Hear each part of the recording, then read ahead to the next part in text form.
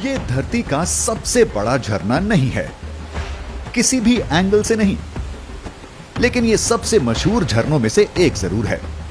Niagara false को देखने हर साल दुनिया भर से लाखों लोग आते हैं। लोग यहां इसके इतिहास के लिए आते हैं, रोमांस के लिए आते हैं और शानदार नजारों के लिए आते हैं। लेकिन कुछ लोगों का इतनी दूरी से दिल नहीं भरता।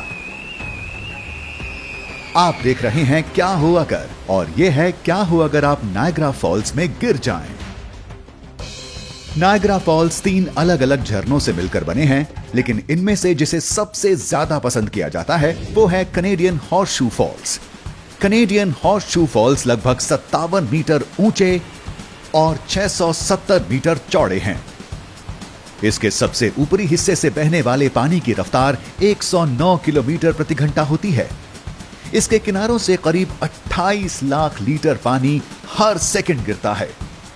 इसके कद, आकार और इसकी नेचुरल पावर को देखते हुए यह मानना मुश्किल है कि कोई यहां से गिरकर बच भी सकता है, पर फिर भी यह हुआ है कई बार। क्या यह उनका हुनर था या किस्मत? आप नायग्रा फॉल्स में गिरकर भी कैसे जिंदा बच सकते हैं? नायग्रा फॉल्स से गिरकर बचने वाली पहली शख्स थी एनी एडसन टेलर। 1921 में अपने 63वें जन्मदिन के रोज वो एक लकड़ी और लोहे के बैरल में बैठकर इस झरने के किनारों से तैर कर गुजरी थी। टेलर ने ये स्टंट पैसों और शोहरत के लिए किया, लेकिन इसके बाद भी वो ज्यादा कुछ हासिल नहीं कर सकी। फिर भी इस दिशा में इनकी राह में चलने वाले जांबाज रुके नहीं।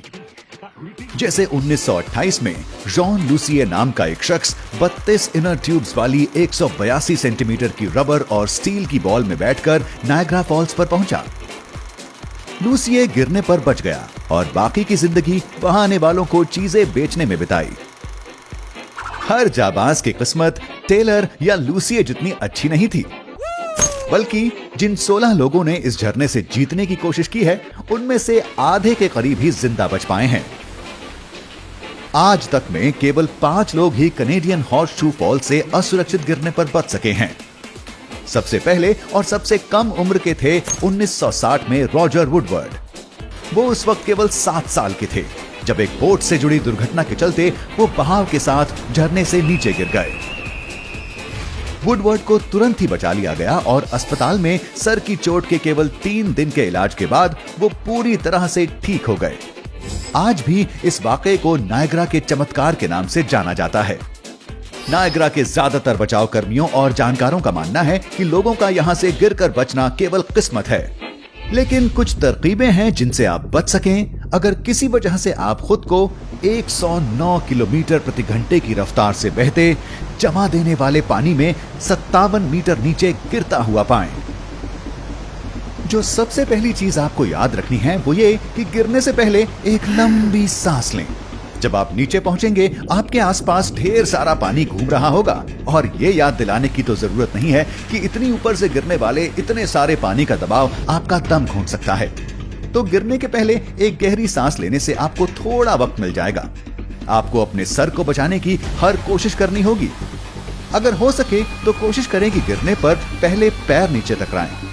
अपने हाथों से सर को और कोहनियों से नाक को ढक कर रखें। आंखें बंद रखें और मुंह को जितना हो सके उतनी मजबूती से बंद रखें।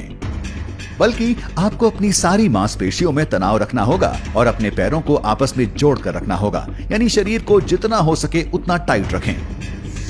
अगर आप गिरकर बच जाते हैं तो बेहद खुशकिस्मत हैं, लेकिन इसका मतलब ये नहीं कि आप पूरी तरह से बच चुके हैं। झरने के नीचे के पानी का तापमान फ्रीजिंग मार्क से भी नीचे होता है, यानी आपके पास होंगे केवल 15 मिनट। इसके बाद हाइपोथर्मिया की शुरुआत हो जाएगी। आपको कई सारी चोटें लगी होंगी और आपकी हालत बिगड़ चुकी होगी। अगर आप दिमाग शांत रख पाते हैं तो नायग्रा फॉल से गिरकर बच पाने वाले कुछ खुशकिस्मत लोगों में से एक हो सकते हैं। जाहिर है बचे रहने का सबसे अच्छा तरीका है वहां लगे वार्निंग साइंस और सुरक्षा रेलिंग का पालन करना। आखिरकार नायग्रा फॉल्स बहुत विशाल हैं। क्या वाकई केवल करीब से एक नजारा देखने के लिए आपको अपनी जान को जोखिम में डालने की जरूरत है? पर हाँ, कुछ लोग हैं जो इससे भी भयानक जगहों से गिरकर जिंदा बचे हैं। क्या आप मान सकते हैं कि कोई विमान से गिरकर भी जिंदा बचा होगा? हम बताएंगे क्या हो अगर में। अगर आपको ये वीडियो पसंद आया हो तो इसे लाइक करें और हफ्ते भर बेहतरीन वीडियोस के लिए हमारे चैनल को सब्सक्राइब करना ना भूलें।